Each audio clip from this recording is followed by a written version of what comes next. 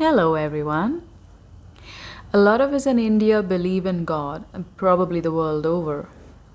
There's a group of people that that consider themselves as agnostics. There are people that consider themselves as atheists, but I think the majority of us consider uh, God like some sort of creator being.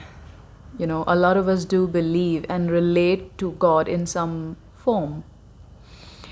And I wanted to have a chat with those of us today. If you're an atheist, this is probably not the right video for you. But if you do believe in God in a form, I want us to just look at what God really means first. If there is a creator that has created something separate, like for example, if I was taking some clay and making a doll out of it, I am separate from the clay. So if I am here and the clay is something that I have taken from somewhere else, then I'm not in essence the creator, because the raw material came from something else. Therefore, I am not the creator, because there is something other than me. So one can only be really God if nothing else exists. Because then if something else exists, who created that? And if something else exists, then that means something could have created you as well. So then who's your creator? See what I mean? And also, if you look at it, when you look at it from that perspective, everything that is created by a real creator would only be created of itself. I say itself because some of us consider a male god, some of us consider female god, and in India, I'm sure it's not even just human for a lot of us.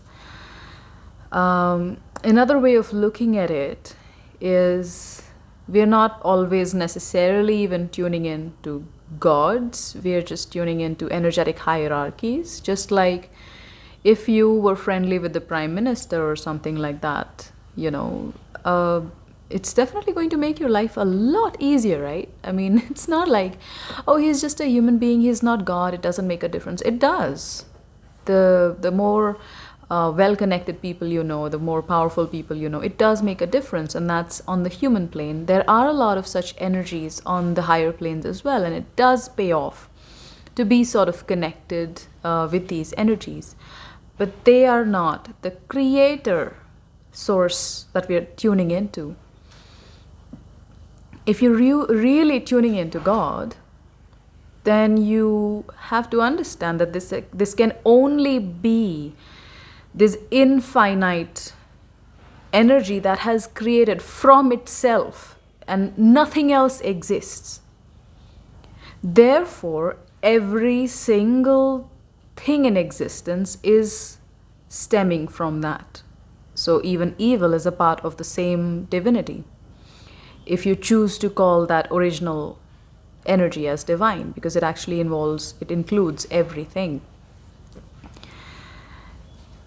Now let's pause that stream of thought for a few seconds, and I have another question for you.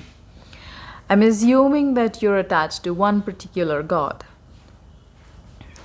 And close your eyes if you would, and just imagine that you had the opportunity to meet this god, actually spend some time with God. How would you feel if you could actually see them for real? What would that feel like for you? How involved would you be in a meeting like that? And just imagine, what if you ended up meeting, maybe you got 10 minutes or 30 minutes with this God that you've prayed to and worshipped all your life. And you spent these 30 minutes distracted. your mind was elsewhere, you weren't fully paying attention, and then time up, you have to leave. How would you feel at the end of that? Not so good, I hope. Okay. Now, coming back to what we discussed at the beginning, considering that everything is God, which is why it is actually possible to see God in so many forms. Because if absolutely everything is God, then you could just see divinity in one particular form. If you feel that there's nothing more divine, you have experienced nothing more divine than a mother, then God to you is the closest, it's the most easily approachable, accessible to you in the form of a mother. So you pray to a goddess mother. Mother goddess. You get what I mean. So, but if you feel that no, for me, I get the most deeply in touch with divinity as a man, as a partner, then that's how you can look at God as. So it's just about seeing which reflection helps you get in touch with that infinity the most easily. But yeah, when we bring these two together, absolutely everything is God. How would you feel if you could see God? How would you feel if God was touching you, stroking your arm or something? How present would you be to that touch?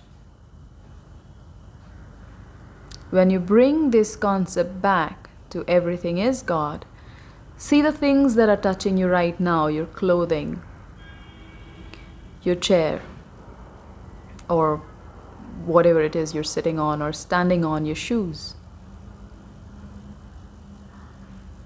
If that touch is not the touch of God, what is it then?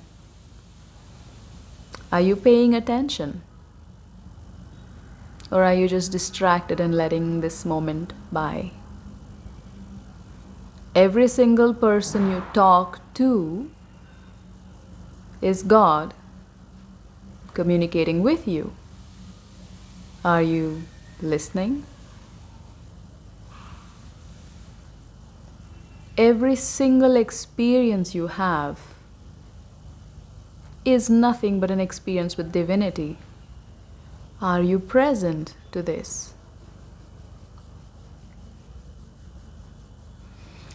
I grew up with a lot of stories, and one story that kept coming back in various different ways was always some sort of story where somebody was walking and they came across this drunkard or some beggar or something, and they just, they were nasty to them, or they ignored them and walked past, only to realize a little bit later that was actually God. That was, we were always told God is testing you.